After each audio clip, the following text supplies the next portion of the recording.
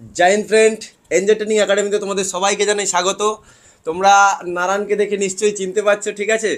নারায়ণ কিন্তু সেই নারায়ণচন্দ্র দত্ত ঝাড়গ্রাম থেকে যে ছেলে, ঠিক আছে, সে কিন্তু চাকরি পেয়ে গেছে। কেমন সে চাকরি পেয়ে মিষ্টি নিয়ে কিন্তু দেখা করতে এসছে, কি নারায়ণ, তাই তো?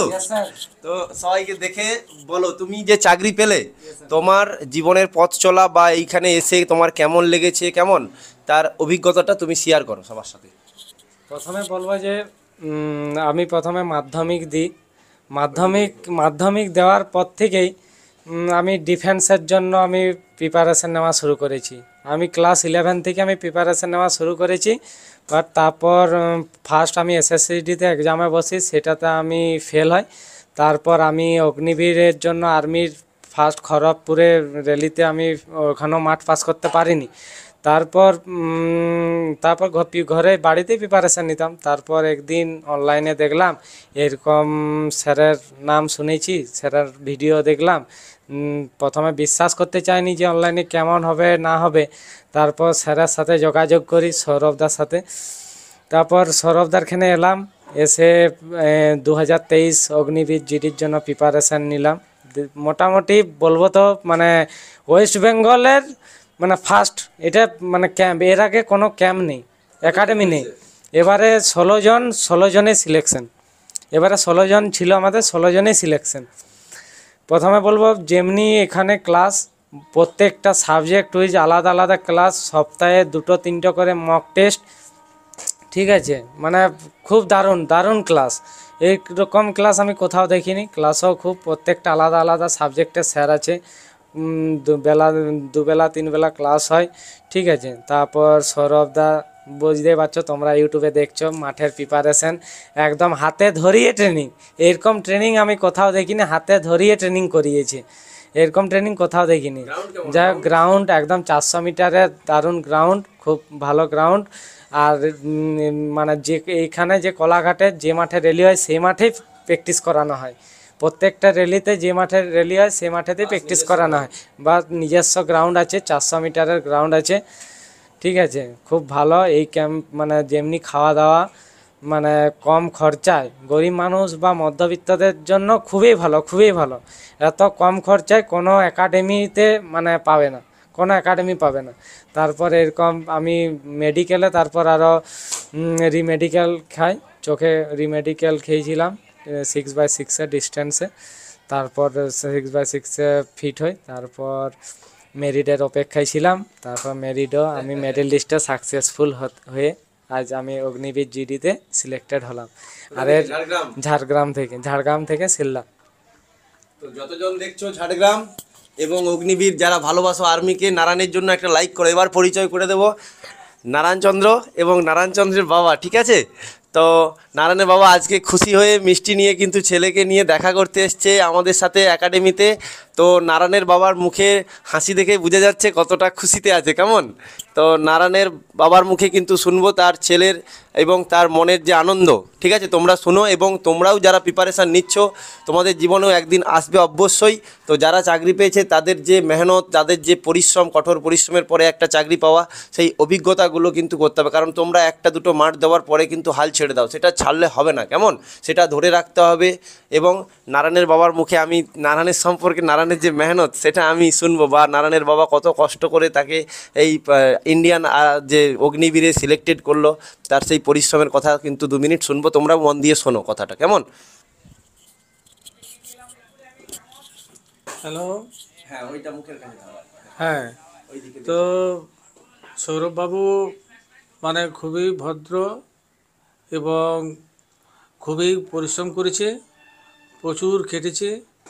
3 বেলা ধরে ট্রেনিং করানো, নিজে দেখেছি, হাতে ধরে করে ট্রেনিং করিয়েছে। এবং মাঠ আমার ছেলে অ্যাক্সিডেন্ট হয়েছে সৌরভবাবুর জন্যই। আর এই যে পুশ আপ, চিন আপ, যেসব জিনিসগুলো বলে আমার অত জানা নাই, তবে সেসব জিনিসগুলা যে করেছে, সেসব জিনিসগুলা মানে হাতে ধরে সব কিছু করেছে। অত আমার ছেলে, হ্যাঁ, মাঠে একবারে 100-100। এটা মানে খুবই ভালো। আর কি হচ্ছে যে আরেকটা, আমি কিছু করিনি, কিন্তু ছেলেদেরকে কিছু করাতে গেলে মা বাবাকে খুবই কষ্ট করতে হয়। বাবা মাকে খুবই কষ্ট করতে হয়, ছেলের দিকে নজর রাখতে হয়। ছেলেকে একটা কিছু করাবো, তার জন্য প্রিপারেশান নিতে হবে মা বাবাকেও, এবং মা বাবাকেও কষ্ট করতে হয়, ধৈর্য ধরতে হয়।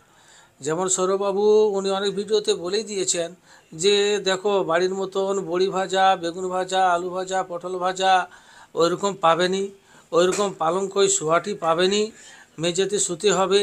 উনি পরিষ্কারভাবে সত্য কথা বলেছেন। একরকম বলবো আর একরকম কিনে করব সেটা উনি করেন নাই।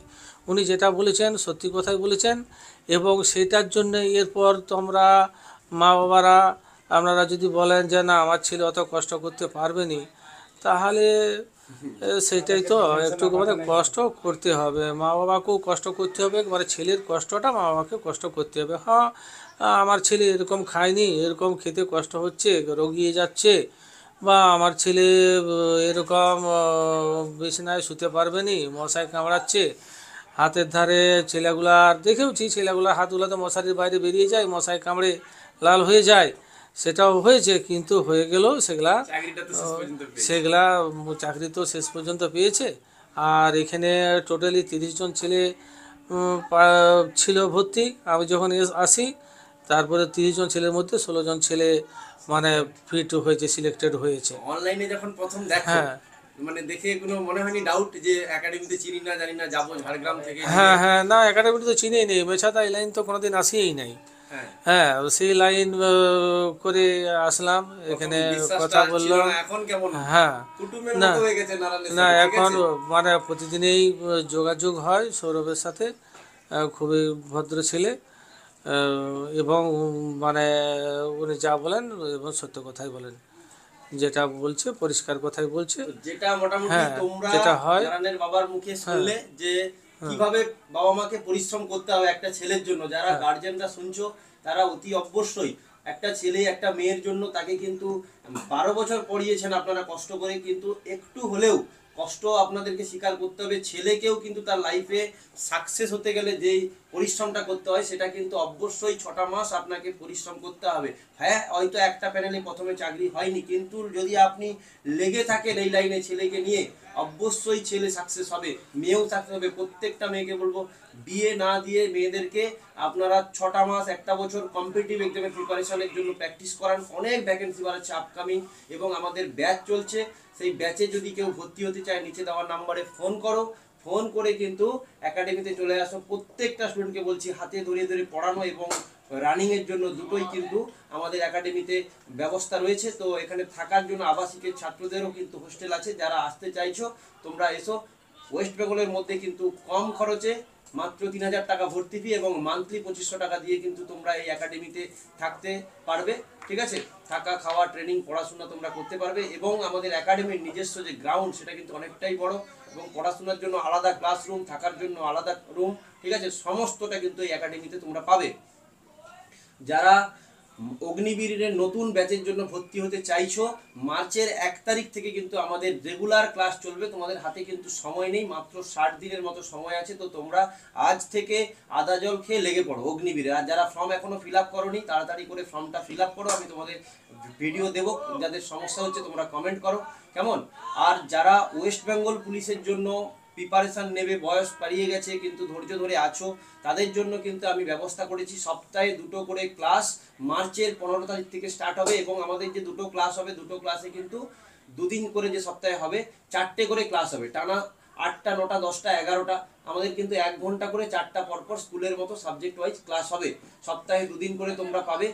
সেখানে কিন্তু মান্থলি 1000 টাকা দিয়ে কিন্তু তোমরা সেই ওয়েস্ট বেঙ্গলের ব্যাচে ভর্তি হতে পারবে, এবং ভালো ভালো স্যার কিন্তু তোমাদের পড়াবে, যেগুলো পরীক্ষাতে আসবেই আসবে, কেমন? এবং এসএসসির জন্য যারা আগস্টের জন্য প্রিপারেশন নিতে চাইছো, সে ব্যাচও কিন্তু আমাদের স্টার্ট হবে। তোমরা ভিডিও পাবে, চ্যানেলটাকে সাবস্ক্রাইব করে রাখো, কেমন? আর এসএসসিতে যাদের ভালো পরীক্ষা হয়েছে, ভালো নাম্বার পাবে, যে মেরিট লিস্টে আসতে পারবে, তোমরা কিন্তু অতি অবশ্যই রানিং এর জন্য যোগাযোগ করতে পারো, কেমন? আপকামিং অনেক কিছু চলছে, তোমরা শুধু চ্যানেলটাকে সাবস্ক্রাইব করো। সমস্ত কিছু আপডেট, সমস্ত কিছু তথ্য এনজে ট্রেনিং একাডেমিতে যা কিছু পাবে একদম কারেক্ট কাপড়, ঠিক আছে? 2 দিন পরে ভিডিও এলেও যেটুকু ভিডিও দিব তোমাদের কিন্তু পারফেক্ট ভিডিও দেবো, কেমন? তো চলো, মোটামুটি নারায়ণকে সবাই লাইক করো, এবং নারায়ণ চাকরি পেলো, সবাই আশীর্বাদ করো নারায়ণ যেন জীবনে খুব ভালোভাবে তার লাইফটাকে কাটাতে পারে। কেমন? হ্যাঁ হ্যাঁ হ্যাঁ, ঠিক এটা আছে? আশীর্বাদ করো, সারা জীবনেই তো যুদ্ধ ঠিক আছে? আছে দেশের মানুষ জন্য জীবনে। সে লড়তে যাচ্ছে, হ্যাঁ, তোমাদেরকে সেবা দেবে। সবাই কেমন? আশীর্বাদ করো। নারায়ণের জন্য কিন্তু হ্যাঁ। লাইক করো। হুম। চলো, জয় হিন্দ, জয় ভারত, ভালো থেকো, বন্দে মাতরম।